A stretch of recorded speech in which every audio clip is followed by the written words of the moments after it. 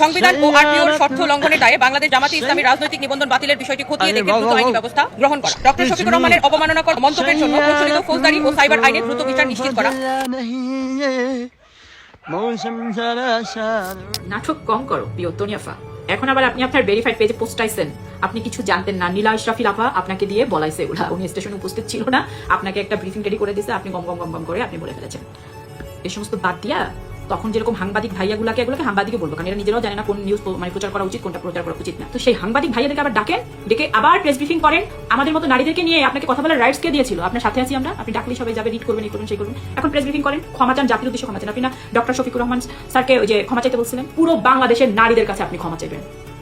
আপনি আইন শিখান, আপনার পোস্টে আপনি আইন লিখছেন, আইন নিয়ে কি আপনি একা ঘুরেন?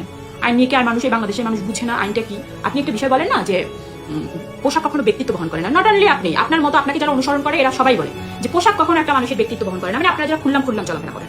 তো এখন পোশাক যদি ব্যক্তিত্বই বহন না করে, আপনি তো রিসেন্ট ওমরাহ হজে গিয়েছিলেন, দেখলাম ছবি, আপনি ওখানে বোরখা হিজাব এগুলো কেন করেছিলেন? যদি পোশাক ব্যক্তিত্বই বহন না করে। আপনাকে আমি কিছু কথা বলি, যদি আপনার এই বিবেকবোধ জাগ্রত হয় হবে, আদারওয়াইজ না। আমি আমার বলার কাজ বলে যাচ্ছি। পোশাক যদি একটা মানুষের ব্যক্তিত্বই বহন না করে, তাহলে আমরা নিশ্চয়ই মরা বাড়িতে মেকআপ দিয়ে তারপর যেতাম লাশ দেখতে। পোশাক যদি ব্যক্তিত্বই বহন না করে, তাহলে আমরা ভাইবা বোর্ডে ডেফিনেটলি লাল ড্রেস পরে ঢুকে যেতে পারতাম।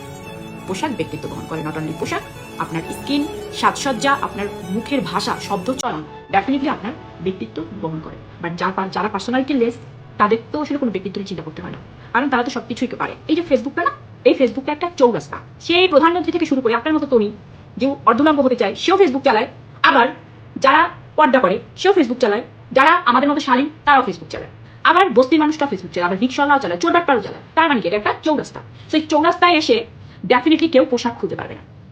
পোশাক এই চৌরাস্তায় তারাই খুলতে পারে যাদের ব্রেনে কিছু নাই, যাদের মস্তিষ্ক কাজ করে না। আমি গত ভিডিওতে বলেছি যাদের মস্তিষ্কে সেরোটোনিনের পরিমাণ 40% কম থাকে, কারণ তাদের হিতাহিত জ্ঞান থাকে না।